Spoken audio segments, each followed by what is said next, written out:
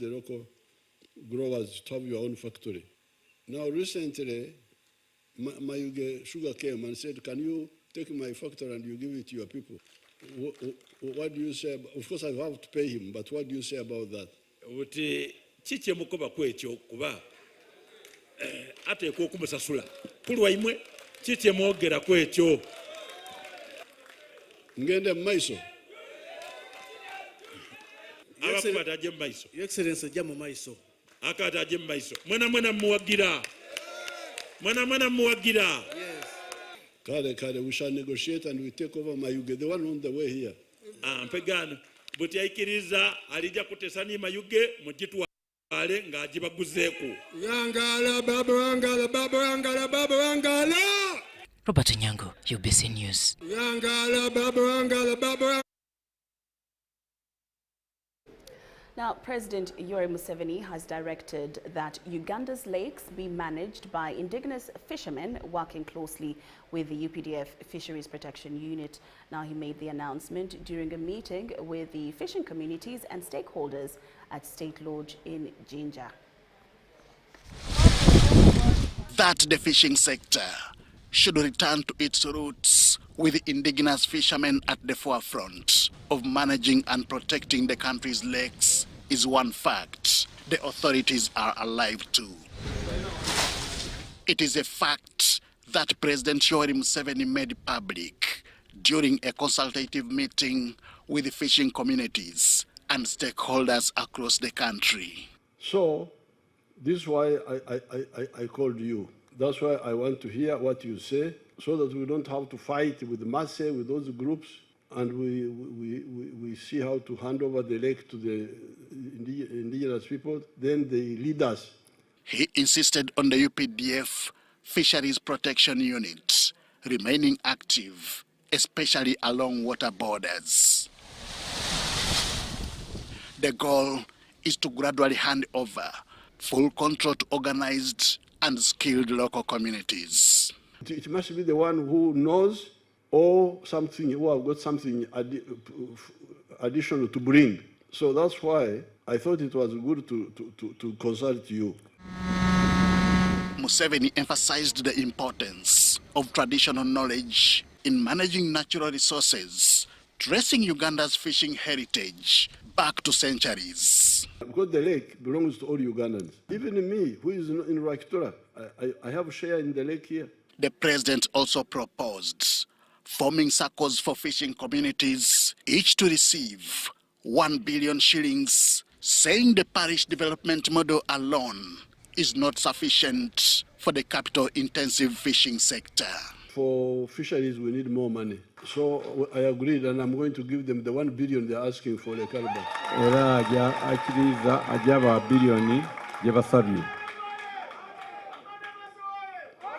And we can have another billion for Lake Kyoga. Lake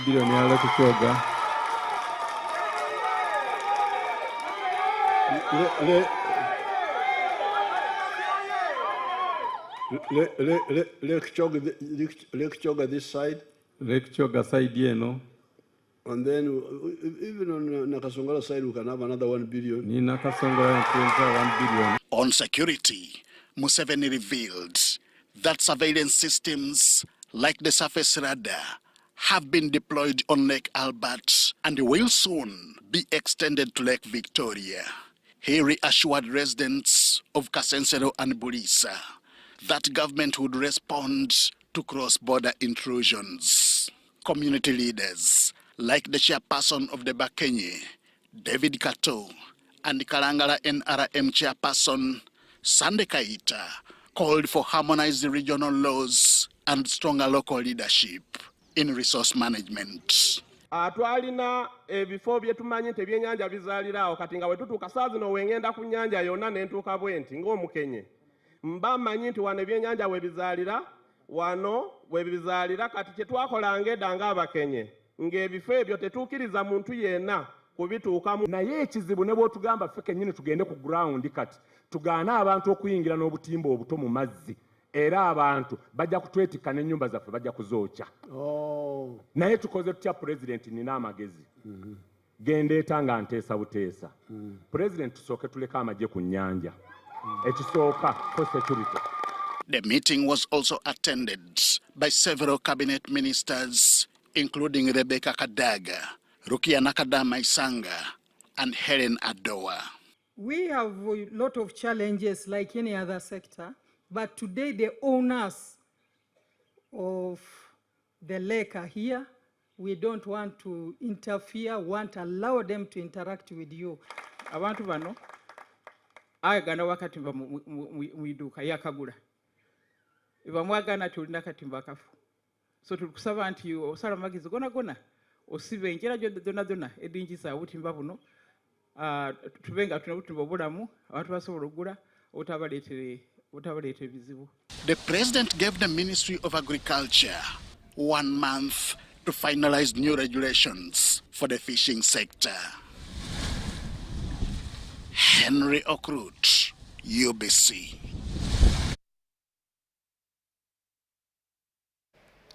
Now, the president of Turkmenistan, Seda Badi Mohamedov, has promised to partner with Uganda to develop Uganda's oil and gas sector.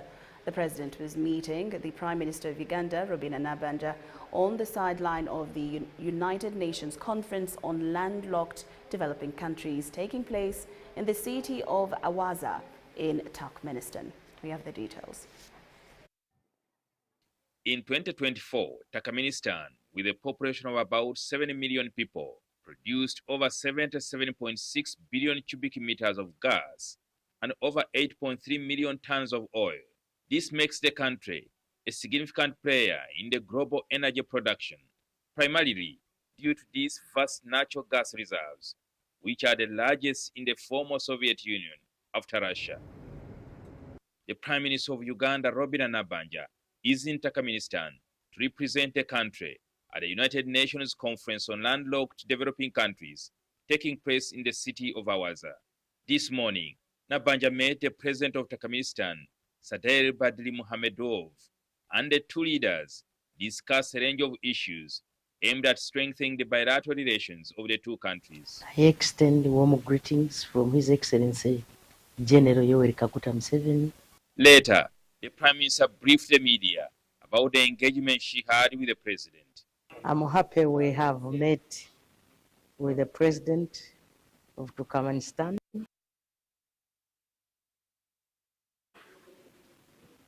We have talked about a number of things where we can partner as governments. One of them is oil and gas. Uganda has got oil and gas. So that's an area where we can cooperate. We can cooperate in terms of tourism industry. We talked about agricultural industrialization, because Uganda is gifted by nature. We have the best weather in the world. We have coffee, we have cocoa, very fertile land. For us, we don't know harsh weather conditions. We don't know winter, we don't know heat.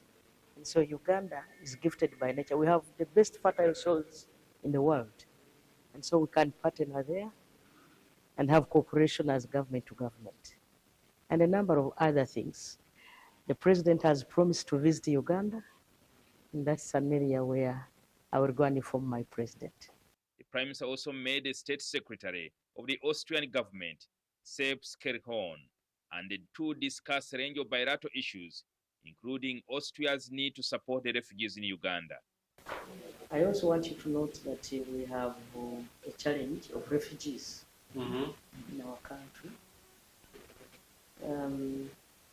As of recent, because of other global demands, the support we have been getting from outside the world of partners has dwindled. Uganda is hosting over 2 million refugees currently, who are coming from our neighbors, DRC Congo, South Sudan, and many others. And so we request you to take our request to your country. that they can support us look after these refugees. We done it already. Just 2 weeks ago, the government has made a decision where also Uganda will be given some more means to be able to host the event. And you can rest assured that we will continue because you are one of our preferred development partners. So and you are so generous. Yes. And also the way you host them. I mean, you are allotting them land. So this is a very unique approach you are doing. So we will support it as much as we can. Thank you so much. The Austrians also rallied Uganda to support them in their quest to become members of the UN Security Council. It's very important for all the small countries that they have a voice in the UN Council, Security Council, and that's what we are running for. I can only promise that I can be your agent when I go to meet my family.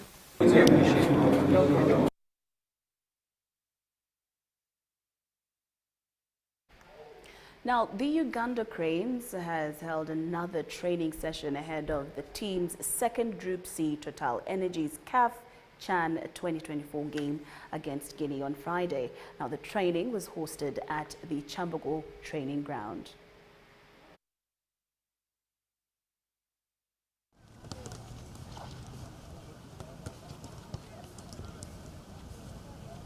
First of all, the game didn't go as we planned. So we made some mistakes as the game was going on. So we are just working hard to make sure that we won't do the same mistakes in another game. The effort which is needed is like we have to work hard such that we get a win. Yeah, if we get a win, everything will be sorted. Yeah, sure, of course. There are so many things which we learned from that game. Yeah, even on the side of experience, we gained experience from that game. Yeah. I think in the position I'm playing, I have to drive the team in front, and I feel in the first half we lacked the force to go forward and creativity. So I thought what is coming on, and the time when I got an opportunity from the coaches that I'm coming on, I was like, yeah, at least let me try to make something happen in the second half, and let me try it at least to push the team in front so that maybe we can get a goal.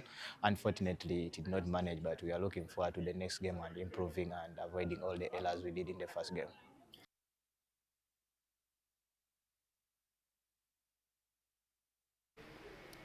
Now, members of Parliament have expressed mixed reaction regarding the state of the roads in the country. The legislators noted that the rising number of accidents is largely as a result of poor road conditions. The Minister of Works and Transport, General Katumba Wamala, acknowledged the concerns but placed blame on the Ministry of Finance for failing to allocate sufficient funds for both road construction and rehabilitation. In today's plenary session, members of Parliament voiced mixed reactions over the deteriorating state of roads across the country. They blamed the Ministries of Finance and Works and Transport for failing to implement presidential directives to allocate funds for road construction. What we want to hear from both the ministers after the presidential directive, I want to hear the Minister of Finance that after that we prioritized this amount of money to go to roads. Madam Speaker, we should stop speaking in tongues. Some members of Parliament decried budget cuts on specific road projects in various regions, claiming many roads were abandoned before completion. Soroti Road, we have a stretch that the tarmac has deteriorated too much to the extent that we even don't have potholes on the road, but we have water ponds. Atiak Nimole, which is now a death trap, and it is a very, very bad road now. I've not had any commitment in terms of the contractor who is going to go there. Kokonjeru, Wanale Road, that is about 21 kilometers. The Minister of Works and Transport, General Katumba Wamala, responded to these concerns. I know that the Gulu Patiko Pararo is not even accessible, but I've instructed my Gulu team to have that road opened up. Yeah. General Katumba Wamala reiterated that the future of road construction and rehabilitation rests with the Ministry of Finance. In the 2025-26 financial year, the total budget allocation for road infrastructure stands at 3.1 trillion shillings. However, only 1.1 trillion has been released for Q1. According to the State Minister for Finance, Henry Musasizi, only 123.7 billion shillings is currently available for the Ministry of Works and Transport. The rest, we await Ministry of Works to request for it from us for spending. Minister Musasizi further noted that the available funds are inadequate to cover all infrastructure projects. We have decided to continue working together in terms of with the Ministry of Works, in terms of looking for the money and also pushing for the works which are ongoing. Some members of Parliament also urged the government to prioritize allocating funds for road rehabilitation in a bid to address the ongoing crisis and reduce accidents. However, not until you put money aside for road maintenance. We shall have these beautiful roads and they will wear and tear, and before you know it, there is no tarmac anywhere on these roads. Lydia Chomkama and Gloria Gutabinji, Parliament. A 90-year-old Joelia Haita is making a desperate appeal to President Yoweri Kaguta Museveni and State Minister for Lands Dr. Sam Mayanja to intervene in a land dispute that has left her family in distress in Bungoho Sub-County, Mbale District. 90-year-old Baita Joelia, who now lives in a shack that threatens to collapse on her any day, says she, along with her two elderly children, Patrick Malige 70 and Phoebe Halono 75, has been left in poverty after being forcefully evicted from her land she says belonged to her family for generations. Ari mbona bonerano mbaweshe kujeta bapapa bose baba sikao sinabiramo mundu ngakumbaka alyo mbawo. History has it that it was grabbed from our ancestors and grandfathers as early as 1947 by the colonialists who came to put up administrative units in this area, especially Mbala the Large. She tearfully says that their land was taken away from them by the colonial government in 1947. But even after the president directed that land wrongfully taken be returned, the Mbale district local government still refused to give them back their land. Jaja naba tata naba mama bona baba ziko. Katokutuka kati. Nzemba nabonera bweru siriko na buyambi bwona. N'ekiyumba kikino kyagala kugwa. That the family now survives on small domestic jobs, struggling to make ends meet while living under the threat of homelessness. Nimaleja ndio kanfuna kaunga netunyo obuji netwebaka ebintu byona nga bwe twaduka kuve mutaka lyafu byasi byona byasigaleyo ente ze twali tunywa amata embuzi ze twali tulunda netulyako olusi enyama. The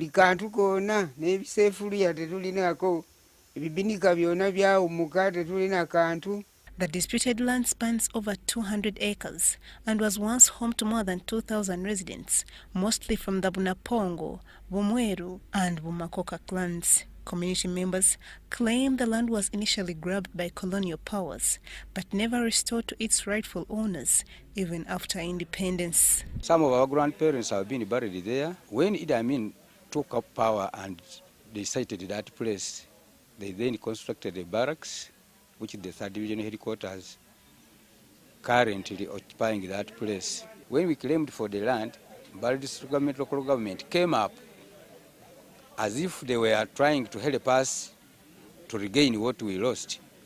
But instead, they hook-wicked the whole thing and it's now in their hands. The family, frail and aged, recounts their pain with sorrowful voices, sitting in a dilapidated home in Bugema, Bungoko sub-county.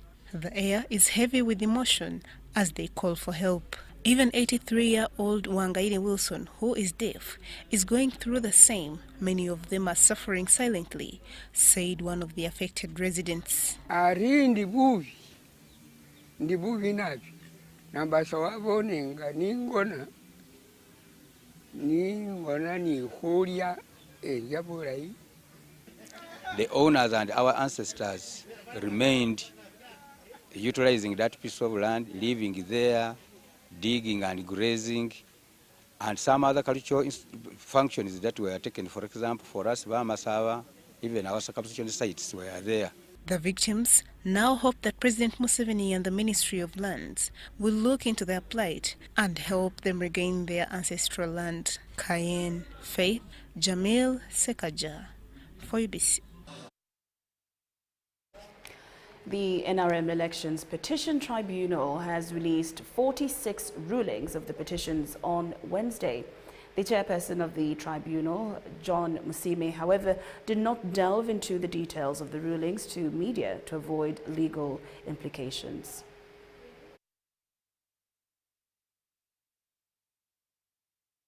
Following the conclusion of public hearings of over 426 petitions arising from the NRM parliamentary elections held on 17 July 2025, the tribunal has today released the first batch of rulings. This marks a major milestone in the work of the tribunal, which commenced sittings on 29 July 2025. In our earlier statement, we pledged transparency, fairness, and efficiency in handling these matters. Today's release is a fulfillment of that pledge. Each petition was adjudicated after full consideration of the evidence and submissions of the parties, guided by the NRM Election Regulations 2025, applicable laws and principles of natural justice. Parties and law advocates of the affected petitions are invited to collect their rulings from the tribunal registry at Plot 30 Chadondo Road. Where valid email addresses were provided, soft copies shall be transmitted accordingly. Further rulings will continue to be released on a rolling basis over the coming days. The tribunal expresses its deep appreciation to the media fraternity for its diligent coverage of the tribunal proceedings, which has played a key role in promoting public confidence in the transparency in our party's internal electoral processes. We remain committed to concluding the tribunal's mandate with the same integrity and fairness that has defined our work thus far.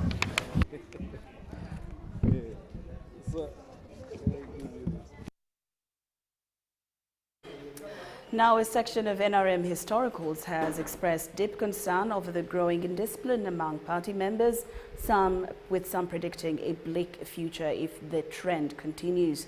Now, under their umbrella group reunion with NRM, these historicals held discussions with the NRM Secretary General, Right Honourable Richard Todwong.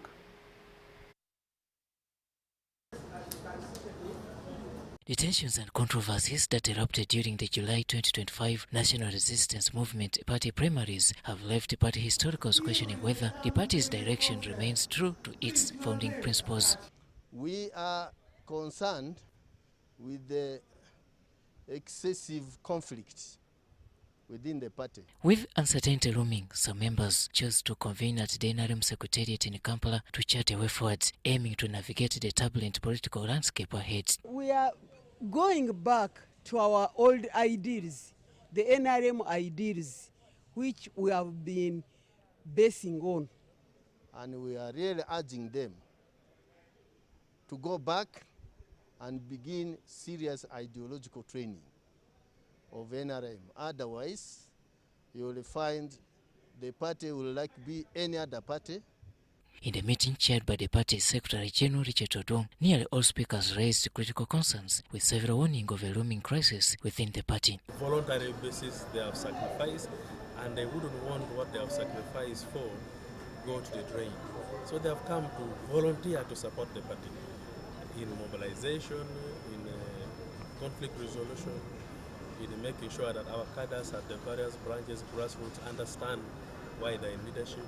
A major issue raised by the veterans was the increasing dominance of the youth within the party affairs, an emerging trend they say is pushing many of the senior members to the sidelines. If there is a position for youth councillor, why don't you start from there so that you run, then tomorrow you become a direct councillor or MP like that?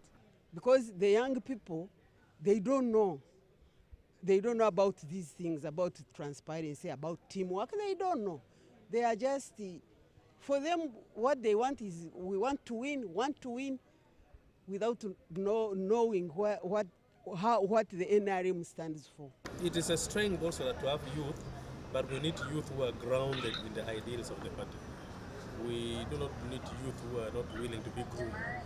Youth, especially youth who are taking interest in leadership, should be groomed by those who understand the system much better.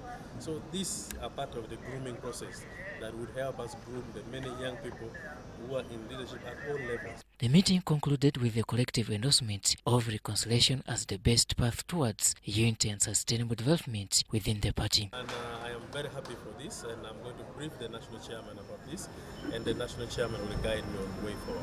Robert Nyango, UBC News.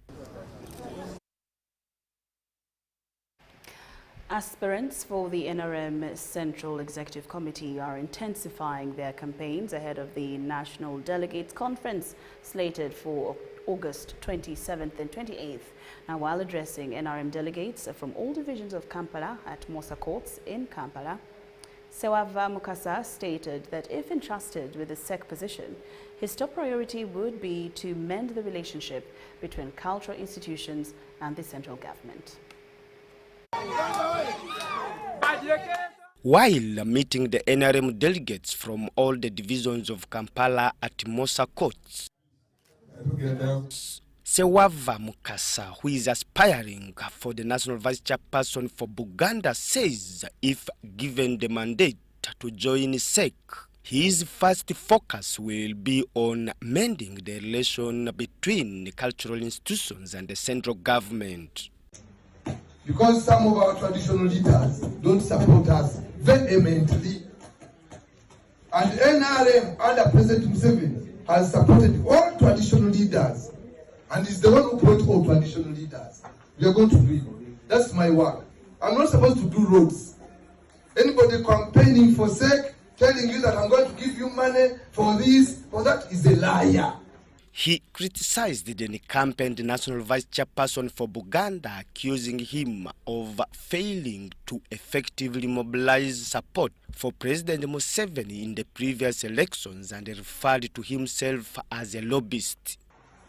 Some candidates vying for positions lack charisma and political will. Most of them have lost in their areas where they come from. Others have other interests. I humbly request all of them to stand down for me. I'm the only able candidate.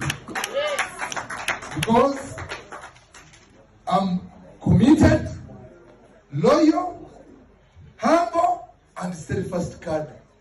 Sewava is set to face 3 other contenders for the national vice chairperson for Buganda, including the Minister for Microfinance, Haruna Kasolo, and the incumbent, Godfrey Chiwanda.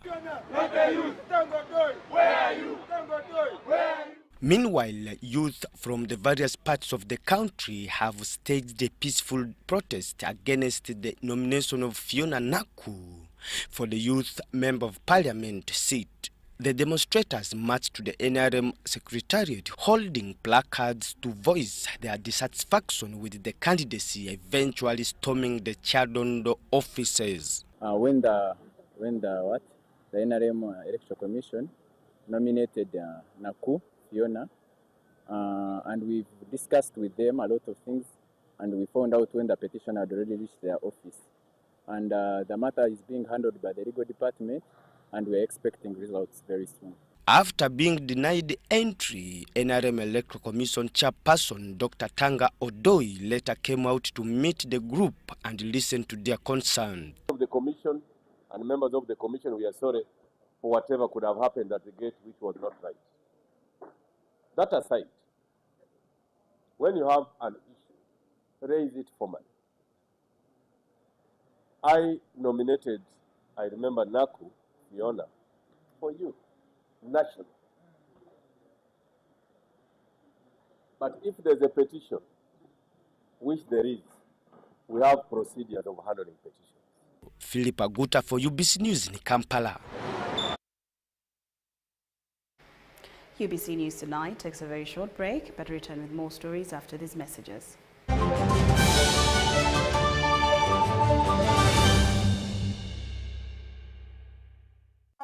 Pastor Wilson Bugembe at 20 in Uganda Cranes. Do you remember this? How about this? And this one? Join Pastor Will B as he celebrates 20 years of great ministry, worship, praise, and holy entertainment. On the 8th of August at Kampala Arena Hotel. Interest is 150K and the table of 8 goes for 3 million. Alibaba tickets available at 120K on MomoPay. Dial star 165 star 20 hash. You can also find them at Worship House Nasana, Papa Sport Machindi, and Serena Hotel. For booking, call 0760 333 132. Sponsored by Victoria University, Fenon Records, Next Media, Pepsi, QC Restaurant, Massey Christian School, Success Motors, and MTN.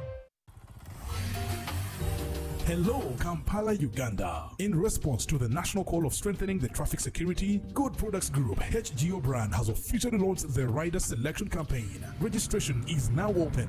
Visit www.riders.hgo.com. Complete your registration now for a chance to win exciting prizes including motorcycles, exclusive HGO gift boxes, and official rider vests, all while promoting safe riding awareness. This is how to participate. Pay the registration fee, invite 3 friends to form a team of 4, and your registration fee will instantly be refunded. Begin your journey of honor today. Don't miss this opportunity. Join the challenge, promote road safety, and become a pioneer rider. For details, visit the official Good Products website at www.hgo.com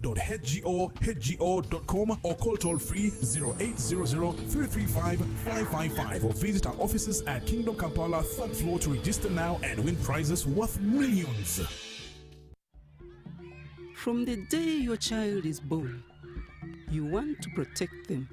You want to protect them from the harm you know and the things your eyes can see. Protect them from falls when they are playing and as they are learning the world. But what protects them from the things your eyes can't see? Diseases attacking their bodies. Immunization from as early as birth, 6 weeks, 10, 14 weeks, to 9 and 18 months, and malaria starting at 6, 7, 8 to 18 months. Protects children from diseases, giving them the foundation they need to grow stronger and healthier.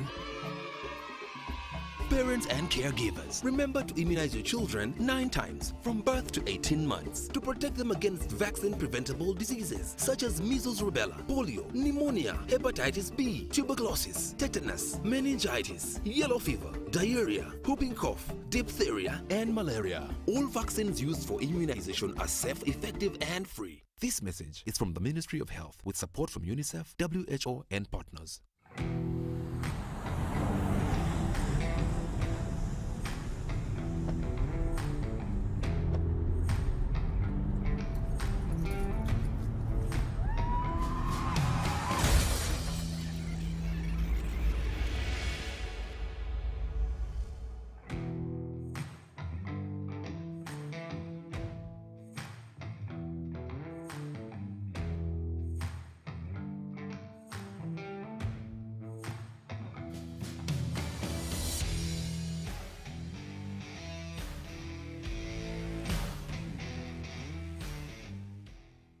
At UNOC, we believe in safety.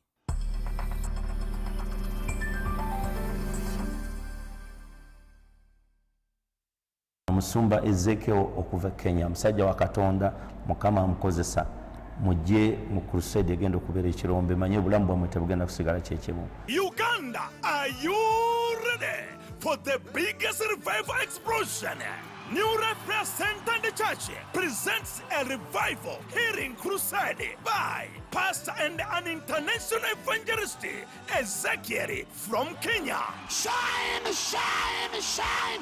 You shine and you shine. And just in the name of Jesus. It will be held from 13th to 17th August 2025 at Zambia Chirombe Grounds, Kampala. Time 8 a.m. Come and take your miracle. Mwenna abantu b'ekirombe mwenna abali awo mujje mu lukuŋŋaana. The Lord will seriously bless you. All you are welcome.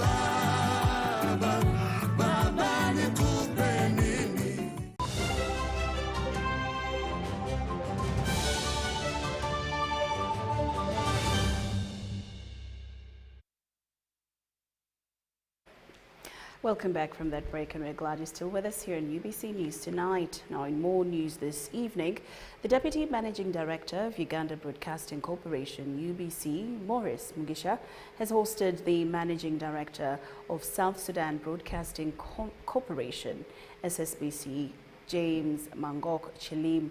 Mr. Chilim from SSBC is currently in Uganda for a benchmarking tour under the project for capacity development of SSBC, supported by the Japan International Cooperation Agency, JICA. The third day of the training focused on critical areas of broadcasting operations, including signal flow from ingest to layout, TV studio operations, and production workflows, among others. This is the studio here. We have an MPEG phone encoder in the studio there, connected to the NSTL. I've said that NSTL can be fiber or a microwave link. Here we have the microwave link. In an exclusive interview, South Sudan Broadcasting Corporation Managing Director James Magoko Chilimu expressed confidence that the ongoing exchange program with UBC will significantly enhance the operational efficiency of SSBC's broadcasting work back in South Sudan. Shed light on areas of cooperation, as we agreed some time back, and how we could be able to work together, especially covering upcoming election in Uganda and South Sudan, and also how the Uganda could be in support to South Sudan Broadcasting Corporation. He expressed optimism that the partnership with Uganda's national broadcaster UBC will play a pivotal role in advancing South Sudan's media and broadcasting sector. The team will go back from here to South Sudan, and they will be able now to use the skill they have acquired here and make some changes in our transmission and technical part, because we do have some challenges in our studios on technical aspect, and we hope that for them to go back from here with this training, certain changes should be realized by the station. UBC Deputy Managing Director Maurice Mugisha gave a sneak peek into the corporation's upcoming Direct Home initiative, a cutting-edge technology that will allow signal reception directly via satellite. We believe DTH is the future for television. It's going to enable UBC and government provide 100% national coverage to every single Ugandan here in Uganda and abroad, to be able to watch their broadcaster, but also be able to see government's programs in real time. So DTH will be commissioned very soon and will enable Ugandans to watch free television, because Ugandans have been paying a lot of money to watch television here in Uganda. And DTH will go a long way in providing Ugandans with a platform that allows them view their national broadcaster and other platforms. With ongoing technological advancements and adaptations, the Direct Home initiative is expected to offer a more efficient and effective solution for signal distribution. This is the most recent technology that has come up, whereby in our country like Uganda, we are having a lot of hills, a lot of mountains, a lot of valleys. Now this is the technology that takes the signal beyond the mountain, down in the valley, it will find you. You only need to have a dish.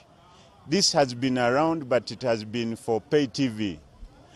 But now we have introduced it under UBC, Uganda Broadcasting Corporation, to give people mileage, free mileage on TV. Amwaeva Njuko and Shiba Nanteza for UBC.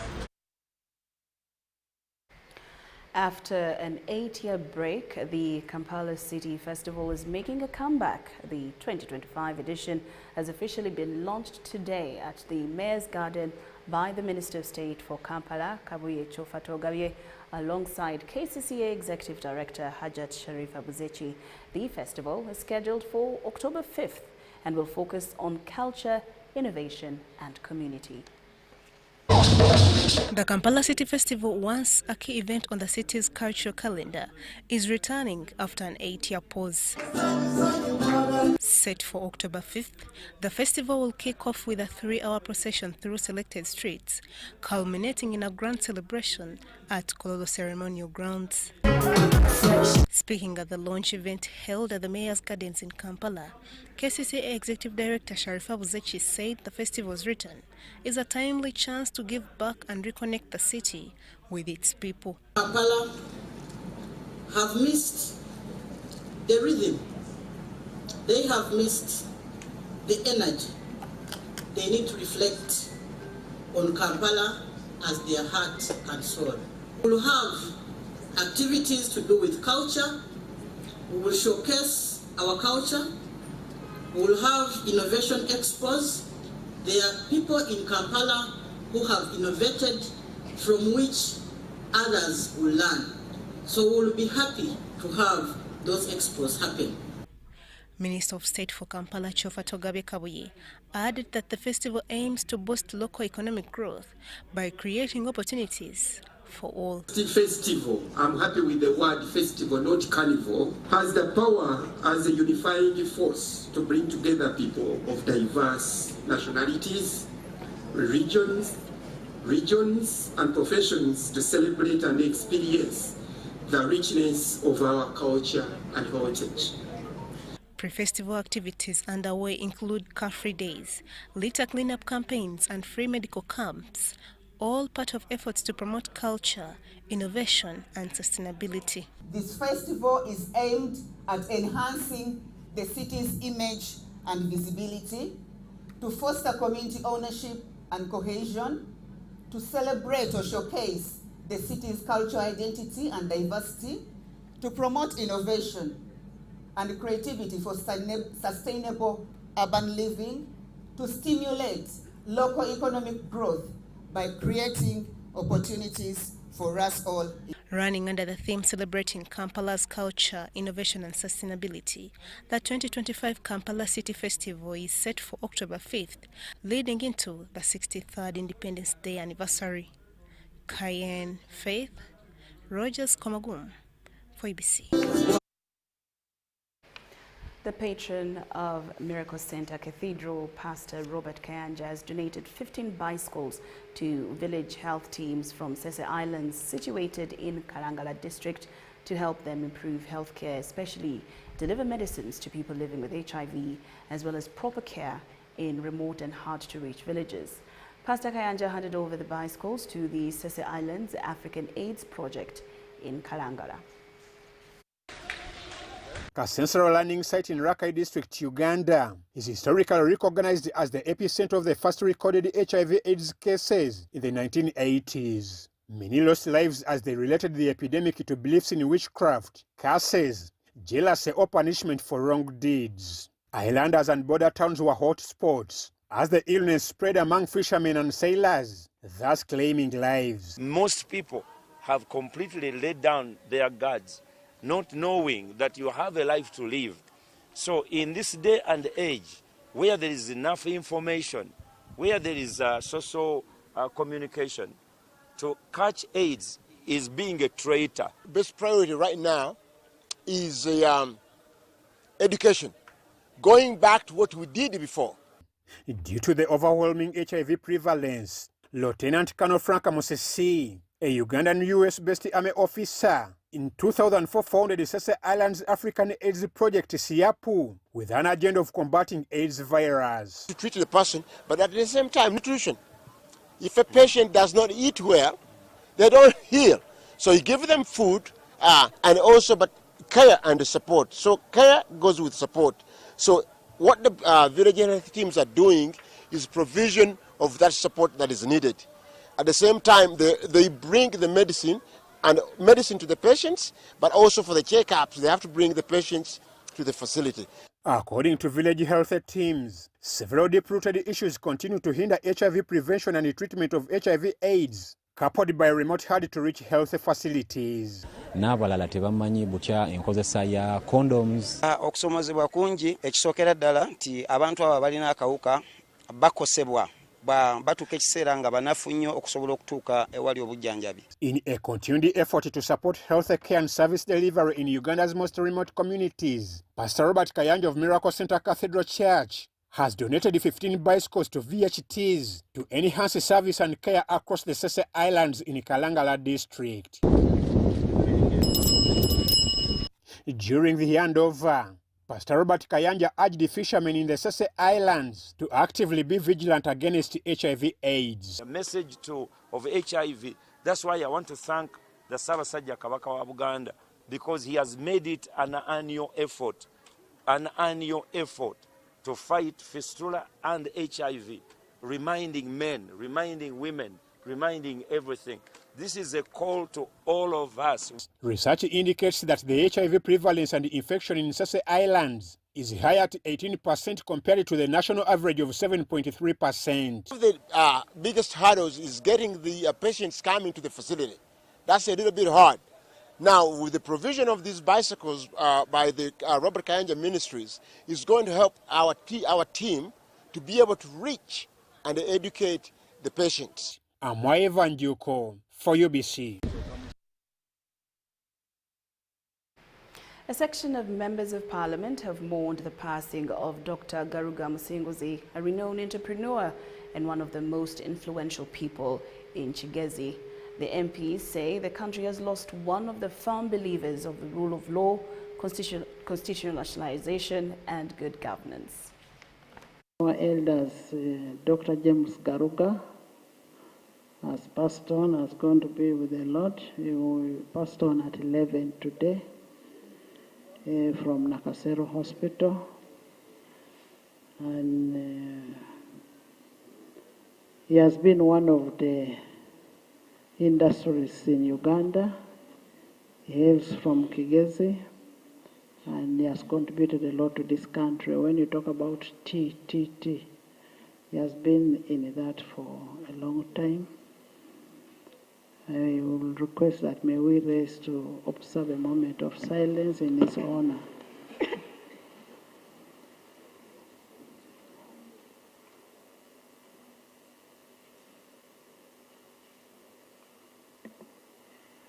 May his soul rest in eternal peace. I got to know James Garuga in 2001. At that time, I was a student at the university. We were young activists, and he was very keen in the struggle for democracy and human rights. Musinguzi has been a politician with love for his party. This is the gentleman who actually almost donated the FDC headquarters. Has been a household name for all the people in Kigezi and even beyond, even in Ankole and Uganda, because of his contribution to social economic development. Condolences to the family for the loss of this great son of Uganda. I also knew him as a tea grower, one of those that established an industry in the Western region that was actually employing very many Ugandans.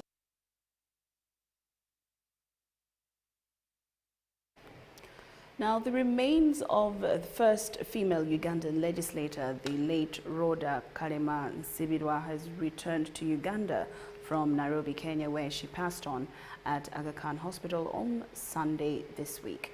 Now, receiving the body at Entebbe International Airport were close family members and some officials from Buganda Kingdom. Now, from the airport, the body was taken to A+ General Funeral Home, where it will be taken to Namirembe Cathedral for a mass prayer on Thursday this week before laying her body to rest on Saturday.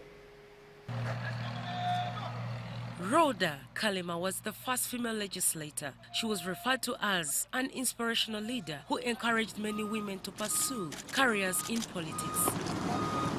untimely departure of her life at Aga Khan International Hospital in Nairobi, Kenya on Sunday this week was a shock to the country. Arrangements to return her body home started with government declaring a state burial to her. Time check was 10 a.m. Her body landed at Entebbe International Airport, receiving the body at the airport where family members, some officials from Buganda Kingdom and Uganda Police VVIP Special Police, a gesture of honoring the deceased and a fulfillment of government to accord a state burial to Rhoda Kalema Nsibira's body on Saturday. As a family, we had to confirm that the remains indeed were for the late Honorable, and we did that. The government of Uganda has offered an official burial. We shall proceed to the funeral home at A+, and the body will spend the night at the funeral home, and tomorrow we have a service at Namirembe Cathedral. Prescribed as a woman of passion, inspiration, and hard work, these are some of the words used to summarize her tenure of service as legislator. Her family described her as a scholar who motivated young girls to pursue education and aspire to hold leadership positions in various institutions. These are not enough words to describe the situation, but the sorrow is evident among some family members, relatives, and friends. My aunt was always a source of inspiration to us. Always on the move, always on the go, and she was empowerment before empowerment. She was our glue, and she kept us together, and we'll miss her very much. What I will miss most is Jaja never forgot any date of anything. Loved ones speak highly of her life and the strength and hard work she encouraged in them. And she was a political figure. She was a minister in Godfrey Benice's government and a minister under the president's government. We have missed her. She's one of the persons that at her age was well documented. Preparations are also underway at her home in Chiboga for the reception of her body. Reporting for BBC TV, Helen Barbara and Sula Kagugube.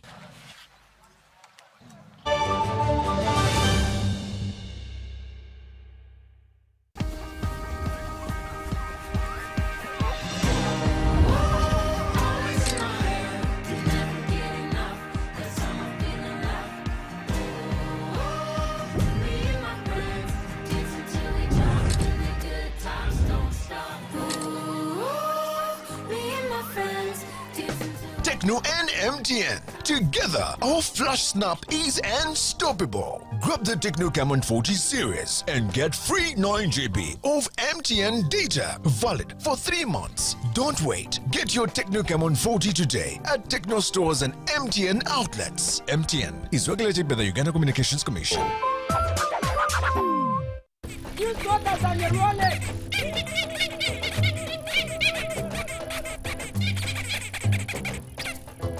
Again! What's this drama? Drama? Colleagues, elections for special interest groups are calling. SIGs, elections, youth, PWDs, elderly. It's time to vote for our leaders, June through August. From village to parish to district to nationals, youth, PWDs, elderly. It's time, go vote your leaders. No! FOB! Elections are supposed to be peaceful. Easy vote, okay? Youth, elderly, and persons with disabilities. It's time to choose our leaders. Let's show up and participate in the special interest group elections. Starting June through August this year. Your vote, your voice. My vote, my voice. This message is brought to you by the Uganda Electoral Commission.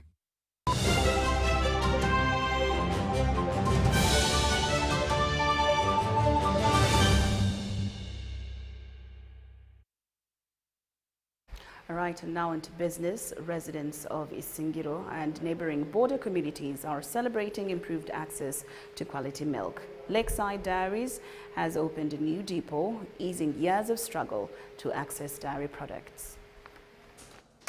For years, families in Isingiro and surrounding areas, including refugee communities, have walked long distances just to buy milk, but that's changing. We want to extend food to the people, to the community, to basically those people in the refugee camp, because this is a very good food for the malnourished children, to boost the immunity. It's a very good food and it helps growth.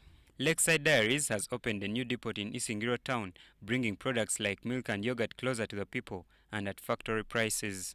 So that's why we want it to be accessible to everyone all around the area here, and that's the main reason why we've opened up here, to extend that service to our customers and to make sure everyone can be able to access this product. The company says the move will help fight malnutrition, especially among children in refugee host areas, while also creating local jobs. When the production increases, we really have the urge to add on, and that was based on the consumption depending on the three depots so far, the Katete, Koranolia, Mile 4, and now is Isingiro. So as we grow further, we're intending to open up more and more, so as all our people around here can be able to access the product when it's still fresh. The initiative is also expected to boost milk production as demand rises and Uganda pushes to meet the World Health Organization's recommended per capita consumption.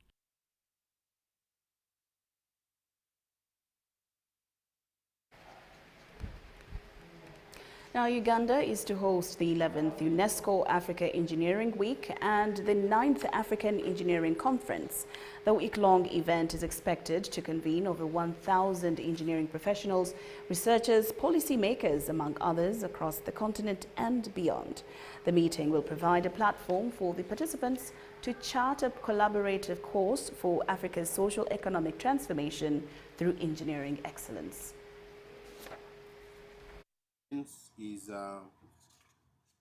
The engineering event, slated for the 14th to the 20th of September, aligns with Uganda's national development agenda to bolster technical capacity, facilitate employment, and support innovation-led economic growth.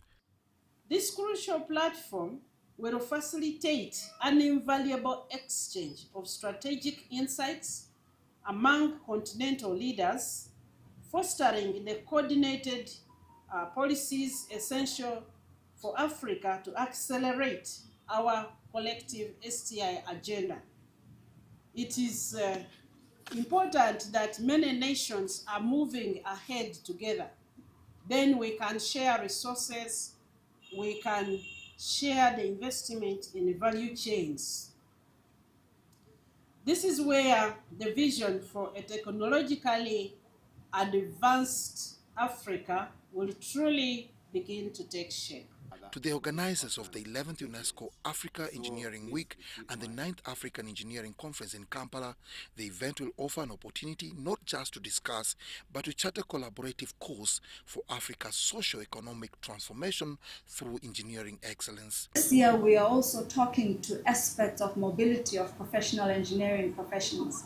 We are talking about the need for our engineers to be where they need to be, when they need to be, without bureaucratic barriers, ladies and gentlemen, which means we are then getting to the bottom of mobility.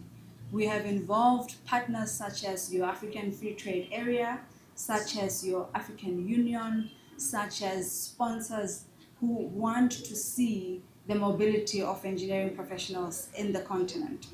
Let us encourage our young youth, women, and other stakeholders to carry out engineering training and practice so that we can leapfrog and accelerate the achievement of the 2030 agenda, the SDGs, and also the Africa we want, which is the Agenda 2063.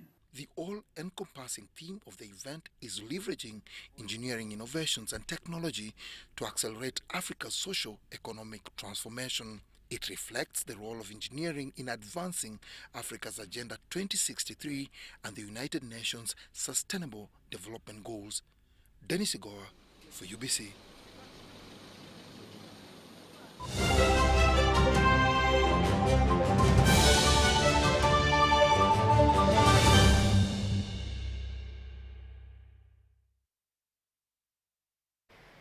And now into the world of sports. The government, through the Ministry of Tourism, Wildlife and Antiquities, has announced support towards the 4th edition of the Tusker Light Mount Rwenzori Marathon. The 2025 edition of this internationally certified marathon is slated for the 23rd of August in Kasese district. The highlight of this year's race will be the 42-kilometer run commencing at the iconic Equator Monument in Kikorongo, blending the thrill of athletic challenge with the awe of Uganda's breathtaking natural beauty. Runners from 32 countries across Europe, Asia, the Americas and Africa have already registered for the marathon that Uganda Breweries Limited is intent to grow. We're very proud of how far we've come.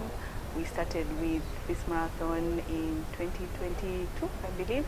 It's been 4 years and it has continued to grow, and we're very proud of that. We're proud of the impact it is having on the Kasese people, on the athletic community, the talent that it's growing, and generally the marketing of Uganda under the tourism arm.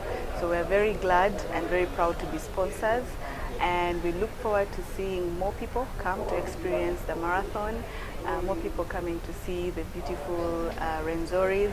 Government has come on board and will play vital roles, especially in the promotion of sports tourism, through discounted tickets to national parks. These engagements reflect our firm belief in the power of sports and athletics to promote tourism, to foster international exchange, and to build Uganda's image. Government will also offer discounted airfare by Uganda Airlines.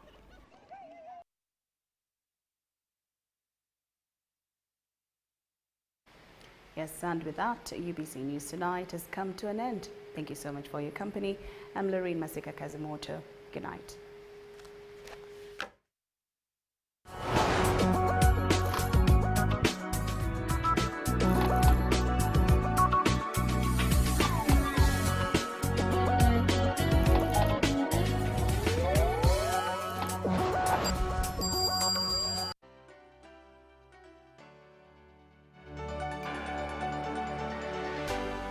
UBC, inspiring Uganda. My name is Flight Captain George Michael Mkula, the National Vice Chairman of the National Resistance Movement, and also a sportsman and a businessman. I used to play number 9 and a very good striker for that matter. I would like to thank His Excellency the President, the First Lady Mama Janet Museveni, and the Minister of Sports,